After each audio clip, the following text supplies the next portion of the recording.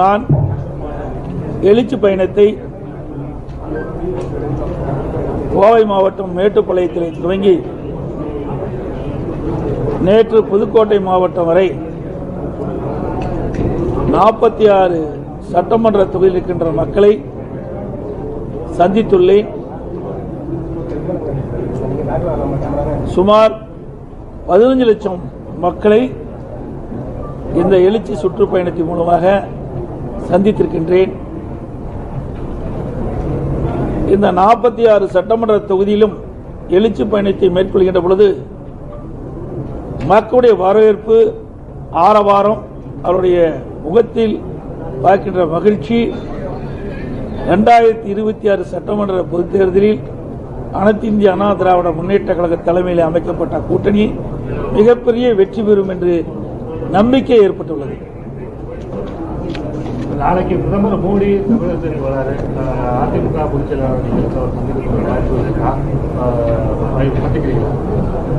இதுவரை இன்னும் நாங்கள் இன்னும் அவருடைய புரோகிராமே முழுசா தெரியல. இன்னும் அவருடைய பத்திரிகையில் தான் வந்திருக்குது. அதிகாரப்பூர்வமாக எங்களுக்கு இன்னும் கிடைக்கல. எந்தெந்த நேரத்தில் எந்தெந்த பகுதிக்கு அவர் வராங்கன்னு முழு விவரங்கள் கிடைக்கல. கிடைக்கப்பட்ட பிறகு நான் முழு விவரமே கிடைச்சா தானே அப்பாயின்மெண்ட் எந்த இடத்துல நான் கேட்க முடியும். நீங்க முரண்பட்டு பேசுற மாதிரி சொல்றாங்க. திருமாவளவன் கூட்டணிக்கு அழைச்சதா சொல்றாங்க. விஜய் சீமான் கூட்டணிக்கு வரணும்னு சொன்ன மாதிரி சொல்றாங்க. நான் எங்க கூப்பிட்டேன்னு சொன்னேன்னு அதாவது யூகத்தின் அடிப்பில் கேட்கிற கேள்வி பதில் சொல்ல முடியும். நான் எங்கேயாவது வெளிப்படுத்திருக்கிறேன்னா, எந்த கூட்டத்தில் வெளிப்படுத்திருக்கேன்னா, 46 சட்டமன்ற தொகுதியில் நான் எழுச்சி சுற்றுவேன் சொல்லல. எந்த பத்திரிகையாவது பேட்டி கொடுத்துருக்கேன்னா, எங்கேயாவது அறிக்கை கொடுத்துருக்கேன்னா, அவர்கள் தங்களை அடையாளப்படுத்துவதற்கு பேசுவதில் நீங்க கேள்வி கேட்டா யோகத்தின் அடிப்பில் கேட்கிற கேள்விக்கு என்னால் பெரிய கட்சி வரும்னு சொல்றீங்க. அது வரும்போது உங்களுக்கு சொல்றேன். ராலிமலை தலைமை காவலர் வீட்டில் வந்து தொடர்ந்து திருட்டு போயிருக்கு. அது இல்லாமல் நேற்று பார்த்தீங்கன்னா திருச்சி டிஎஸ்பி வந்து பணி ஓய்வு, எனக்கு விருப்ப பணி ஓய்வு கேட்டிருக்காரு. அதுக்கப்புறம் நம்ம மதுவிலக்கு டிஎஸ்பி வந்து தொடர்ந்து எனக்கு சஸ்பெண்ட் பண்ணியிருக்காங்க. தொடர்ந்து இப்போ காவல்துறையில் வந்து அதிகமாக அந்த குற்ற சம்பவம் நடக்குது. அவங்களே இது பண்ணுறாங்க. அப்போ நீங்கள் எதுக்கு என்ன? அதாவது திராவிட முன்னேற்ற கழக ஆட்சியில் நேர்மையான காவல்துறை அதிகாரிகளுக்கு எங்களுக்கு மரியாதை, இந்த ஆட்சியில் மரியாதை கிடையாது. அது மட்டும் இல்ல, நேர்மையா அவர்கள் செயல்பட்டா அவர்களுக்கு சஸ்பெண்ட் ஆர்டர் தான் பரிசா கொடுக்கிறாங்க. இது வன்மையா கண்டிக்கத்தக்கது. ஏனென்றால் மக்களை பாதுகாப்பது காவல்துறை. அந்த காவல்துறை ஏதாவது பிரச்சனை ஏற்பட்டால் அழைத்து பேசி அதை சரி செய்ய வேண்டும். அதான் ஒரு அரசினுடைய கடமை. அதை விட்டுவிட்டு ஒரு நேர்மையான காவல்துறை அதிகாரிகளை பழிவாங்குவது ஒரு நல்ல அரசுக்கு அழகல்ல.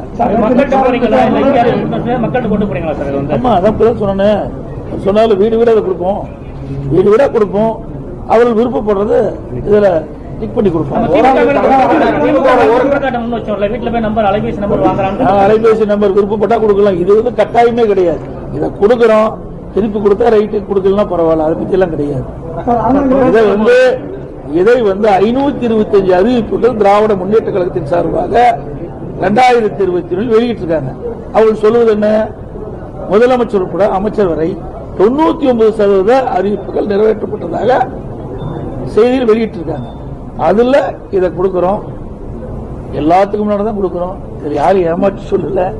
இதுல அவருக்கு என்ன தெரியுமோ அவர்கள் அதை வெளிப்படுத்துவாங்க.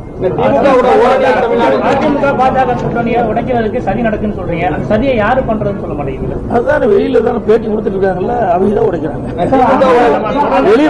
வெளியே தவறுதலா பேசிட்டு இருக்காங்கல்ல. என்னென்ன பேசுறாங்க? நான் தான் கூட்டத்தில் பேசிட்டு இருக்கேன். உங்களுக்கு தெரியாது ஒண்ணு கிடையாது, எல்லாமே தெரியும். தெரியாத மாதிரி நீ கேள்வி கேட்கணும். அதே நேரத்தில் உதயநிதி ஸ்டாலின் வந்து அதுக்கு பதிலடி கொடுத்திருக்காரு. என்ன சொல்லிருக்காருன்னா, நாங்க வந்து அமித்ஷா வீட்டு கதவையோ கமலாலயத்து கதவையோ தட்டல, மக்களுடைய கதவை தட்டி தான் நாங்க வந்து உறுப்பினர் சேர்க்கிறோம் சொல்லியிருக்காரு. சரி, நான் கதவை தட்டலையும் சரி, இன்றைக்கு இருக்கிற முதலமைச்சரும் இதே உதயநிதி ஸ்டாலினும் பிரைம் மினிஸ்டர் கதவை தட்டுனாங்கல்ல. அது யாருடைய கதவை தட்டினாங்க? அவர்கள் கதவை தட்டினா சரி. நாங்க போய் ஒரு உள்துறை அமைச்சரை சந்திச்சா தப்பு. தமிழ் இந்திய நாட்டுடைய உள்துறை அமைச்சர் தானே அவரு, வேற யாரும் இல்ல. இதுல என்ன தவறுக்கு எனக்கு புரியல. அது மட்டும் இல்ல, நான் வந்து டெல்லிக்கு போன உடனே இதே முதலமைச்சர் சட்டமன்றத்தில் ஒரு கருத்து தெரிவித்தார். எடப்பாடி பழனிசாமி டெல்லி சென்றிருக்கின்றார், ஏதாவது ஒரு வாய்ப்புல மத்திய அமைச்சரை சந்தித்தால் தமிழ்நாட்டுடைய பிரச்சனை சொல்லுங்கள் என்று அவர்களே சொன்னாங்க. எல்லா பத்திரிகையிலும் வந்திருக்குது. அப்புறம் இப்படிப்பட்ட கேள்வி அவர்களே கேட்கிறாங்க. நம்ம தொடர்ந்து வந்து கூட்டணி அரசு இல்லைன்னு நம்ம வந்து தொடர்ந்து சொல்லிட்டு இருந்தாலும் திமுக தரப்புலையால் வந்து எடப்பாடி பழனிசாமி ஒன்றும் அடிமையாயிட்டாருன்னு நம்ம அவங்க சொல்லிட்டு இருக்காங்க. அதோட இல்லாம டிடிவி தினகரன் நம்ம வந்து காலம் பதில் சொல்லணும்னு சொல்லியிருக்கீங்க. அவரெல்லாம் பதில் சொல்ற அளவுக்கு அதை கேட்கறதுக்கு தயவு செய்து வேற ஏதாவது கேள்வி. அவர் இருக்கிறான்னு சொல்றாரு, அதுக்கு நாங்க ஒண்ணும் சொல்லலையே. நாங்க அதிமுக பாரதிய ஜனதா கூட்டணி. ஆமா, நிச்சயமா நாங்க தெளிவுபடுத்திட்டோம். எங்களுடைய சிலதுதான் பேச முடியும், ஊடகத்தில் சிலது பேச முடியாது. ஒரு கட்சினா சிலதை வெளிப்படுத்தலாம், சிலதை வெளிப்படுத்த முடியாது. எல்லாமே வெளிப்படுத்தணும்னு சொன்னா நடக்காது. அதே மாதிரி அன்புமணி ராமதாஸ் உரிமை மீட்பு தொடங்கியிருக்காரு. அதான் எப்படி சார் பார்க்கலாம் சார்? அது ஒவ்வொரு கட்சியினுடைய தலைவரும் அவரோட கட்சி வளர்ப்பதற்கு அவர்கள் எடுக்கின்ற முடியும். அதுல போய் நான் எப்படி கருத்து சொல்லுவேன்? அனுமதி பெறாத கட்டிடங்களை கிராம ஊராட்சி நிர்வாகமே சீல் வைக்கலாம் தமிழக அரசு உத்தரவு போட்டிருக்கு. வரைபடம் வாங்குவதிலும் பிரச்சனையா இருக்கு. கிராமத்தில் போய் உத்தரவு போட்டா எப்படி சார்? அதாவது இந்த அரசாங்கத்தை பொறுத்த வரைக்கும் மக்களுடைய பிரச்சனையை தெரியாத ஒரு அரசாங்கமா தான் இது பார்க்கும். கிராமத்தில் பொறுத்த வரைக்கும் நானும் கிராமத்தில் இருக்கணும். ஒரு கிராமத்தில் தோட்டம் இருக்கு, ஒரு வீடு கட்டுவாங்க. அதுல அனுமதி வாங்கன்னு சொல்லுங்க, தப்பு இல்லை. ஆனா அனுமதி வாங்கலைன்னா நீங்க உடனே சீல் வைக்கணும்னா அது வந்து இதுவரை அப்படி நடைமுறையில் இல்லை. ஒரு புதிய நடைமுறை கொண்டாந்து இருக்கிறாங்க. மக்களுக்கு முதல் விழிப்புணர்வை ஏற்படுத்த வேண்டும், பிறகு அதை நடைமுறை கொண்டாடணும். உடனடியாக எடுத்த உடனே சர்வாதிகாரி ஆட்சி மாதிரி சர்வாதிகாரி ஆட்சி மாதிரி நீங்க செய்யலாம், உடனே சீல் வைக்கலன்னா அது எப்படி ஏழை மக்களுக்கு தெரியும்? விவசாயிகள்லாம் படித்தவர்கள் அல்ல, கிராமத்தில் இருக்கிற விவசாயிகள் தோட்டத்தில் இருக்கிறாங்க, படித்தவர்கள் அல்ல. அதற்கு வாய்ப்பு கொடுக்கணும். வாய்ப்பு கொடுத்து நீங்க தோட்டத்தில் நீங்க நிலம் உங்களுக்கு உரிமையா இருந்தா கூட நீங்க வீடு கட்டினா இது மாதிரி எல்லாம் செய்யணும்னு ஒரு அறிவிப்பை கொடுத்துட்டு அதுக்கு ஒரு கால அளவு கொடுத்து அப்புறம் செயல்பட்டா பரவாயில்ல. அதை விட்டு தங்களுக்கு அதிகாரம் இருக்குது என்ற ஒரே அமைதியில் இப்படிப்பட்ட அறிவிப்பு வெளியிடுவது கண்டிக்கத்தக்கது. திட்டம் வந்து அதிமுக ஆட்சி காலத்திலே வந்து நிறுத்திட்டாங்க. நாங்க திமுக ஆட்சிக்கு வந்து நாங்க நிறுத்தல அப்படின்னு அமைச்சர் வந்து பழனி தியாகராஜன் எப்ப நிறுத்தினாங்க? லேப்டாப் நான் கொடுத்துட்டு இருக்கேன். 52,36,000 லேப்டாப் கொடுத்துருக்கேன். 7,300 கோடி கொடுத்துருக்கேன். இந்த 4 வருஷமும் ஏன் கொடுக்கல? அனைத்து இந்திய அண்ணா திராவிட முன்னேற்ற கழக செலவு தொடர்ந்து கொடுத்துட்டு இருந்தோம். தாலிக்கும் தொடர்ந்து கொடுத்துட்டு இருந்தோம். இல்லையெல்லாம் சொல்ல. குறுக்க கொரோனா வந்தது. கொரோனா வந்த பிறகு டெண்டர் அறிவிக்க முடியல, பயனாளிகளை முழுமையா தேர்ந்தெடுக்க முடியல. அந்த காலகட்டத்தினால அந்த ஒரு ஆண்டு தள்ளிச்சு. எல்லா வேலையிலுமே தள்ளி போச்சு, எல்லா ஒப்பந்தமே தள்ளி போச்சு. இன்றைக்கு தாலிக்கு தங்கம்னா அது டெண்டர் விட்டு அதை கொள்முதல் செய்யணும், அதுவே பயனாளிகள் தேர்ந்தெடுக்கணும். அந்த காலகட்டத்தில் ஓராண்டு காலம் நாம உங்களுக்கு எல்லாமே தெரியும், பத்திரிகை ஊடக நபர்கள் எல்லாமே தெரியும். ஒரு சோதனையான நேரம். அந்த நேரத்தில் இருந்ததை வச்சு இவர்கள் வேண்டும் என்றே திட்டமிட்டு அதை வச்சு சாக்கு போக்கு சொல்லி அந்த திட்டத்தை அப்படியே கைவிட்டுட்டாங்க. காவேரி வைகை குண்டாறு திட்டம் புதுக்கோட்டை மாவட்டத்துடைய பிரதான திட்டமா நீங்க தான் துவக்கி வச்சீங்க. 4.5 ஆண்டு காலம் திட்டம் முடக்கப்பட்டிருக்கு.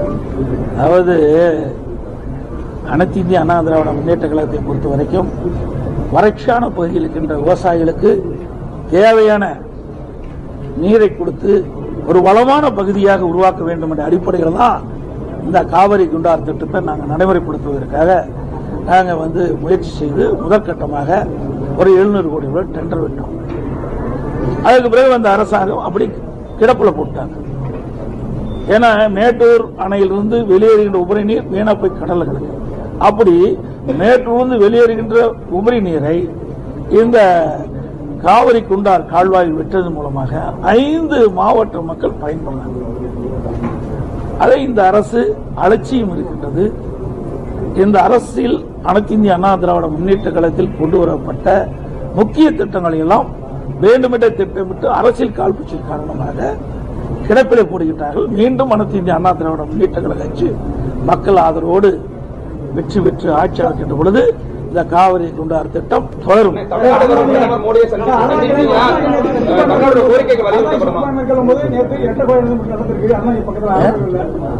சுற்றுப்பயணம் மேற்கொள்ளும் போது அதே நேரத்தில் அரண்மனை பக்கத்தில் ஆவணர்கள் 8 கோடி தொடர்ந்து புதுக்கோட்டை மாவட்டத்தில் தொடர்ந்து கொலைகள் நடைபெற்றிருக்கு. சட்டம் ஒழுங்கு 2026 தேர்தலை பாதிக்கக்கூடிய சூழ்நிலை இருக்குமா சார்? அதாவது நான் தான் ஏற்கனவே சொன்னேன், திராவிட முன்னேற்ற கழக ஆட்சி வந்திருக்கிறது. கொலை, கொள்ளை, திருட்டு, வழிப்பிரிவு, முதியோர்களை குறிவைத்து கொலை செய்வது தொடர்கதையாக இருந்தது. சட்ட ஒழுங்கு அடியோடு சீர்கிட்டு விட்டது. நான் பலமுறை சட்டமன்றத்திலும் பேசியிருக்கிறேன், ஊடகத்தின் வாயிலாக வெளிப்படுத்தியிருக்கிறேன். ஆகவே இந்த அரசு கடுமையான நடவடிக்கை எடுக்காத காரணத்தினால, சரியா சட்ட ஒழுங்கை பராமரிக்காத காரணத்தினால இன்றைக்கு குற்ற செயலில் ஈடுபடுகிறவர்களுக்கு காவல்துறை கண்ட சிறிதளவும் அச்சம் இல்லை. குற்ற செயல் புரிகிறவர்களுக்கு தங்களுக்கு கடுமையான தண்டனை கிடைத்துவிடும், கடுமையான நடவடிக்கை அரசு எடுக்கும் என்று அந்த அச்ச உணர்வு ஏற்பட்டால் தான் குற்ற நிகழ்வை தடுக்க முடியும். ஆனா இந்த ஆட்சியில் அப்படி பார்க்க முடியும். தமிழ்நாட்டுக்கு பிரதமர் மோடியை சந்திக்க வாய்ப்பு கிடைச்சா தமிழ்நாட்டுடைய கோரிக்கைகள் வந்து வலியுறுத்தப்படும். கல்வி நிதி தமிழ்நாட்டுக்கு வழங்க வேண்டிய கல்வி நிதி எல்லாம் வழங்கல, ரூபா கூட வழங்கலன்னு சொல்றாங்க. இப்ப நீங்க பிரதமரை சந்திக்கிறதுக்கான வாய்ப்பு கிடைச்சதுன்னா நீங்க தமிழ்நாட்டுடைய கோரிக்கைகளை முன்னிறுத்தி வலியுறுத்தப்படுங்க. நாங்கள் எப்பொழுதுமே ஆளுகின்ற கட்சியாகவும் சரி, எதிர்கட்சியாகவும் சரி, தமிழ்நாட்டு மக்களுக்கு ஏற்படுகின்ற பிரச்சனையை அவ்வப்போது மத்திய அரசுக்கு தெரிவித்துக் கொண்டுதான் இருக்கிறோம். அதில் எந்த குறைபாடும் கிடையாது. இன்றைக்கு திராவிட முன்னேற்ற கழக அரசு அமைந்த பிறகு பல்வேறு திட்டங்கள், அனைத்து இந்திய அண்ணா திராவிட முன்னேற்ற கழக ஆட்சியில் கொண்டு வரப்பட்ட பல்வேறு திட்டங்களை கைவிட்டுட்டாங்க. அதையெல்லாம் அதிமுக ஆட்சி வந்த பிறகு எந்தெந்த திட்டத்தை அவர்கள் கைவிட்டார்களோ அந்த திட்டத்தை எல்லாம் தொடர்வதற்கு உண்டான நடவடிக்கை மேற்கொள்ளப்படும். சுகாதாரத்துறை அமைச்சர் மா சுப்பிரமணியம் ஒரு அறிக்கை விட்டிருக்காரு. அதுல வந்து உடல் ஒரு திருட்டா முறைகேடான தெரிஞ்சுக்கணும்னு சொல்றாரு. 2019 இதே திருட்டு நடந்திருக்கு, நாமக்கல்லோட நடந்திருக்கு, அதை முன்னாள் தெரிஞ்சுக்கணும்னு சொல்லியிருக்காரு. அதாவது இதுல முதல்ல கேள்வி கேட்கறதுக்கு வந்து நீ சிந்தித்து கேட்டிருக்கணும், இது யார் செஞ்சது? திராவிட முன்னேற்ற கழகத்தில் இருக்கின்ற ஒரு சட்டமன்ற உறுப்பினருக்கு சம்பந்தப்பட்ட மருத்துவமனையில் நடைபெற்ற சம்பவம், சாதாரண நடக்கின்ற சம்பவம் வேற. திராவிட முன்னேற்ற கழக அங்கு வைக்கின்ற ஒரு சட்டமன்ற உறுப்பினருக்கு சொந்தமான இடங்களில் நடைபெற்றதாக எல்லா பத்திரிகை செய்தியிலும் பார்த்தோம். அதைத்தான் நான் குறிப்பிட்டோம். முறைகேடுன்னு சொல்றாரு, நீங்க திருட்டுன்னு சொல்றீங்க, முறைகேடுன்னு அவர் சொல்லியிருக்காரு. 2019 அதாவது முறைகேடுக்கு திருட்டுக்கு நிறைய வித்தியாசம் இருக்கு. ஒரு உடல் உறுப்பை ஒருத்தர் எடுக்கிறாங்கன்னா அதுக்கு என்ன பொருள்? முறைகேடு கிடையாது, திருடுறது தான் இருக்கும். உடல் உறுப்பு கூட திருடுறாங்கன்னா அப்புறம் எப்படி இருக்கும்? அதுவும் யாரு சிந்திச்சு பாரு. ஒரு சாதாரண மத்தவங்களா இருந்தா பரவாயில்ல, ஒரு பெரிய நிறுவனம் நடத்திட்டு இருக்காங்க. நான் அதிகமா உள்ள போகல, பத்திரிகையில் வந்த செய்தி, அரசாங்கம் வெளியிட்ட செய்தி, அரசாங்கமே ஒரு குழு போட்டு அதற்கென்று ஒரு IAS மருத்துவத்துறையை சேர்ந்த அதிகாரிகளும் அதில் போய் விசாரிக்கப்பட்டு அந்த விசாரணையில் வந்த செய்தி தான் நான் சொல்றேன். இப்படிப்பட்ட சம்பவம் மிக மிக ஒரு மோசமான விளைவுகளை எதிர்காலத்தில் சந்திக்கும். ஏழை எளியோர்கள் அவர் குடும்பத்தினுடைய வறுமையை அதை பயன்படுத்தி இப்படிப்பட்ட நிகழ்வு நடப்பது உண்மையாலே வருத்தத்தும் வேதனையும் அளிக்கும். ஐயா, திருவள்ளூர்ல 2 மாணவிகள் தொடர்ந்து கற்பழிக்கப்பட்டிருக்காங்க, குற்றவாளியை கண்டுபிடிக்க முடியல. முன்னணியில காஞ்சிபுரம் மாவட்டத்தில் ஒரு இளம்பெண் தனியா இருக்காங்க, பாலியல் வன்கொடுமை செய்யப்பட்டிருக்காங்க. தினந்தோறும் பாலியல் வன்கொடுமையா இருக்கு, வெறியாட்டமா இருக்கு. தமிழ்நாட்டுல சட்டம் ஒழுங்கு எப்படி இருக்கு? நீங்க அற்புதமா கேள்வி கேட்டுக்கிறீங்க. ஆனா முதலமைச்சரும் சரியா ஒரு அமைச்சர் சகாக்களும் எங்க நடக்குது? வேண்டுமென்றே திட்டமிட்டு ஒரு தவறான தகவலை எடப்பாடி பழனிசாமி கூறி வருகிறார் என்று சொல்லிக் கொண்டிருக்கின்றார். பத்திரிகையிலையும் ஊடகத்திலும் வர்ற செய்தி தான் நானும் சொல்றேன். எங்களுக்கு தனியாக எந்த செய்தியும் கிடைக்க போறதில்லை. ஏன்னா அரசாங்கத்துக்கு எல்லா செய்தியும் கிடைக்கும். உங்களை போல இருக்கின்ற பத்திரிகை ஊடக நண்பர்களும் வெளிப்படுத்துகின்ற அந்த செய்தியை தான் நான் திருப்பி சொல்றேன். இன்றைக்கு திருவள்ளூர் மாவட்டம் கும்மிடிப்பட்டி பகுதியில் சாலையில் ஒரு பெண் நடந்துட்டு போறாங்க, 10 வயது மதிக்கத்தக்க சிறுமி, பின்னாடியே ஒரு வாலிபர் போறாங்க, அப்படியே அலாக்கா தூக்கிட்டு போற காட்சியை வலைதளங்கள் பார்த்தோம், சில ஊடகத்திலையும் வந்திருக்குது. அடுத்தது ஒரு 4 நாளுக்கு பிறகு மீண்டும் ஒரு சிறுமியை பாலியலுக்கு ஆளாக்குறாங்க. இது தொடர்கதையா இருக்குது. இந்த அரசுடைய கவனத்திற்கு எடுத்து சென்றால் அவர் வேண்டுமென்று எதிர்கட்சி தலைவர் எடப்பாடி பழனிசாமி எங்களுடைய அரசு மீது பழி சுமத்துறான்னு சொல்றாங்க. பிரதான எதிர்கட்சியுடைய வேலை என்ன? நாட்டில் நிலவுகின்ற பிரச்சனையை எடுத்து சொல்வதால் எங்களுடைய கடமை, அதை சரி செய்வது இந்த ஆட்சியுடைய கடமை. ஆனா ஆட்சியாளர் அதை தட்டி கழிக்கின்றார்கள். இதையெல்லாம் மக்கள் பார்த்துக் கொண்டிருக்கிறார்கள். 2026 சட்டமன்ற பொதுத் தேர்தல் வருகின்ற பொழுது இதற்கு மக்கள் தகுந்த பதிலடி கொடுப்பாங்க. 2 கோடி புதிய உறுப்பினர்களை சேர்க்கணும்னு சொல்லிட்டு திமுக வீடு வீடா போய் உறுப்பினர் சேர்த்துக்கிருக்காங்க. அதே உத்தியை பயன்படுத்தி தான் இப்ப நீங்க இந்த விளம்பரத்தை 10 மார்க் போட்டு அதிமுக பொதுமக்கள் கிட்ட உறுப்பினர் சேர்த்துருக்கீங்களா? ஏங்க இது உறுப்பினர் சேர்த்தியா சார்? நீங்க ஒரு நிருபர், நல்லா சிந்திச்சு பேசுங்க. இது என்ன இருக்குது? இதுல எங்க உறுப்பினர் சேர்த்து சொல்லியிருக்கோமா? இதுல என்ன கொடுத்திருக்கோம்? இதுல என்ன கொடுத்திருக்கு? மார்க் போட சொல்லியிருக்கீங்க.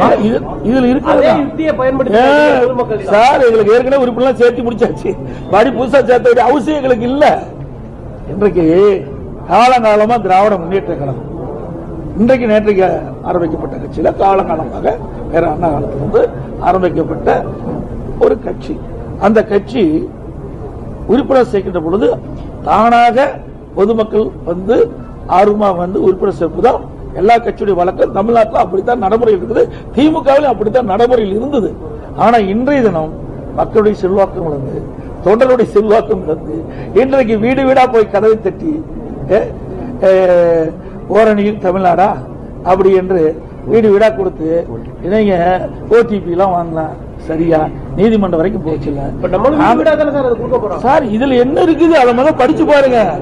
நாங்க சொன்னா தப்புங்கிறாங்கல்ல, நாங்க சொல்லுவது தப்புங்கிறாங்க. நாங்க 99% நிறைவேற்றப்பட்டுங்கிறாங்க. மக்களே முடிவு சொல்லட்டும்.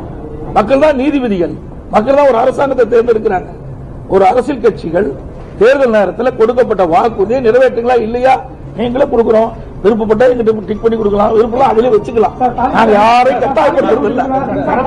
கடந்த காலங்களில் அரசியல் கட்சி தலைவர்கள் ஒருவருக்கு ஒருவர் வந்து விமர்சனம் செய்யும் போது சபை நாகரிகம் பற்றி ஒரு சில வார்த்தைகளை பயன்படுத்த மாட்டாங்க.